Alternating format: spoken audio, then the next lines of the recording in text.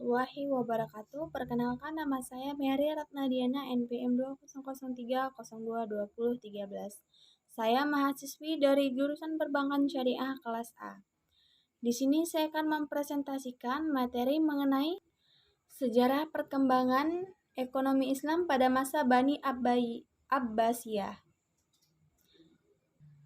Mata kuliah Sejarah Pemikiran Ekonomi Islam yang diampu oleh dosen Muhammad Hanafi Zuwardi SHI MSI.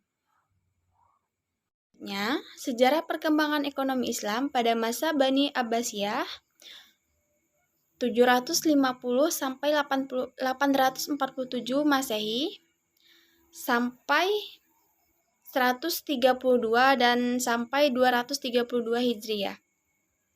Khalifah Abbasiyah merupakan kelanjutan dari Khalifah Umayyah, di mana pendirinya keturunan Al-Abbas, paman Nabi Muhammad yaitu Abdullah As-Saffah ibnu Muhammad ibnu Ali ibnu Abdullah ibnu Al-Abbas, di mana pola pemerintahannya sangat berbeda. Kekuasaan dinasti Abbasiyah berlangsung sangat panjang dan dari tahun 132 Hijriah atau 750 Masehi sampai dengan 656 Hijriah atau 1258 Masehi. Tawaran biasanya membagi masa pemerintahan Bani Abbas menjadi 5 periode, yaitu periode yang pertama 132 Hijriah atau 750 Masehi sampai dengan 232 Hijriah atau 847 Masehi disebut periode pengaruh Persia pertama. Dan periode yang kedua 232 Hijriah atau 847 Masehi sampai dengan 332 Hijriah atau 945 Masehi disebut periode pengaruh Turki pertama. Dan periode ketiga 334 Hijriah atau 945 Masehi sampai dengan 447 Hijriah atau 1055 Masehi. Masa kekuasaan dinasti Bumayyah atau periode pengaruh Persia kedua. Periode yang keempat 447 Hijriah atau 1055 Masehi sampai dengan 590 Hijriah atau 1194 Masehi, masa kekuasaan Bani Seljuk atau pengaruh Turki kedua. Dan yang terakhir, yang kelima, periode 590 Hijriah atau 1194 Masehi sampai dengan 656 Hijriah atau 1256 Masehi. Masa pemerintahan bebas dari dinasti lain, tetapi kekuasaannya hanya efektif di sekitar Baghdad. Abbasiyah, periode pertama lebih pembinaan dan kebudayaan Islam daripada perluasan wilayah, seperti gerakan terjemah yang membawa kemajuan ilmu pengetahuan. Imam Madzhab yang sempat hidup pada masa ini adalah Imam Abu Hanifah. Mazhab ini lebih banyak menggunakan rasio daripada hadis, karena mazhab ini dipengaruhi perkembangan Kufah. Sedangkan Imam Malik banyak menggunakan hadis dan tradisi masyarakat Madinah. Pendapat dua tokoh ini ditengahi oleh Imam Syafi'i dan Imam Ahmad ibnu Hambal. Awal kekuasaan dinasti Abbasiyah ditandai dengan pembangkangan oleh dinasti Umayyah di Andalusia atau Spanyol, yaitu pembangkangan abad Al-Rahman Al-Dakhil terhadap Bani Abbas yang tidak tunduk kepada khalifah di Baghdad, yang mirip dengan Muawiyah terhadap Ali ibnu Abi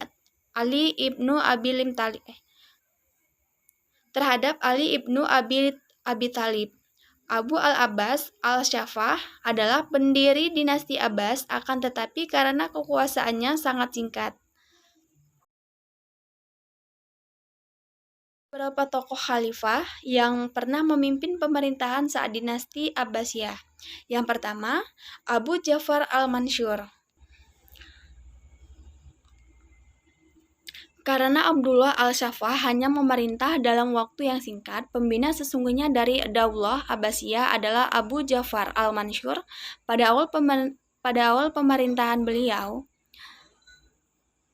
perbendaharaan negara dapat dikatakan tidak ada karena khalifah sebelumnya. Al-Shafah banyak menggunakan dana Baitul Mal untuk diberikan kepada para sahabat dan tentara. Karena hal tersebut, Khalifah Al-Mansur untuk bersikap keras dalam peneguhan kedudukan keuangan negara. Di samping itu juga penumpasan musuh-musuh khalifah, sehingga pada zaman itu dikenal sebagai masa yang penuh dengan kekerasan. Dalam mengendalikan harga-harga, Khalifah Al-Mansur memerintahkan bawahannya untuk melaporkan harga. Jika terjadi kenaikan harga, maka Khalifah Al-Mansur akan memerintahkan wakilnya agar menurunkan harga ke harga semula. Dan selanjutnya, pada pemerintahan Khalifah Harun al-Rasyid, popularitas Daulah Abbasiyah mencapai puncaknya pada Khalifah Harun al-Rasyid 786 sampai 809 Masehi dan putranya Al-Ma'mun. Kesejahteraan sosial, kesehatan, pendidikan, ilmu pengetahuan dan kebudayaan serta kesusastraan berada dalam zaman keemasan. Penerjemah buku-buku Yunani ke bahasa Arab, manuskrip, pada mulanya buku-buku mengenai kedokteran. Kemudian meningkat mengenai ilmu pengetahuan lain dan filsafat. Ia juga banyak mendirikan sekolah. Salah satu karyanya yang paling besar yaitu mendirikan Baitul Hikmah, yaitu pusat penerjemah yang berfungsi sebagai perguruan tinggi dengan perpustakaan yang besar. Ketika pemerintahan dikuasai Khalifah Harun al-Rasyid, pertumbuhan ekonomi berkembang dengan pesat dan kemakmuran Daulah Abbasiyah mencapai puncaknya. Ia membangun Baitul Mal untuk mengurusi keuangan negara dan menunjukkan seorang wazir yang mengeplai beberapa diwan. Pendapatan Baitul Mal digunakan untuk riset ilmiah dan penerjemah buku Yunani. Selain itu juga untuk biaya pertahanan dalam hal penyediaan bahan makanan, pakaian musim panas, dingin, dan gaji pegawai. Khalifah Harun juga sangat memperhatikan masalah perpajakan, sehingga beliau menunjuk Abu Yusuf menyusun sebuah kitab pedoman mengenai perekonomian syariah yang kitabnya berjudul Al-Kharaj. Kestabilan politik dan kekuasaan dinasti Abbasiyah amat kokoh karena didukung oleh kemajuan di bidang ekonomi sebagai berikut. Yang pertama, perdagangan antar negara, yaitu dipersatukan bekas wilayah Bizantium dan Kekaisaran Sasaniyah ke dalam satu otoritas kekuasaan tunggal, menyebabkan Baghdad menjadi pusat ekonomi raksasa. Dan yang kedua, pertanian dan perkebunan. Terbentuknya kekhalifahan yang stabil juga mempengaruhi perkembangan di dalam sektor ekonomi, khususnya di sektor pertanian. Sebagai contoh, Irak sebelum dikuasai kaum Muslim, keadaan dari produksi pertanian sangat merosot, di mana banjir melanda di beberapa kanal dan bangunan Tigris serta menghancurkannya.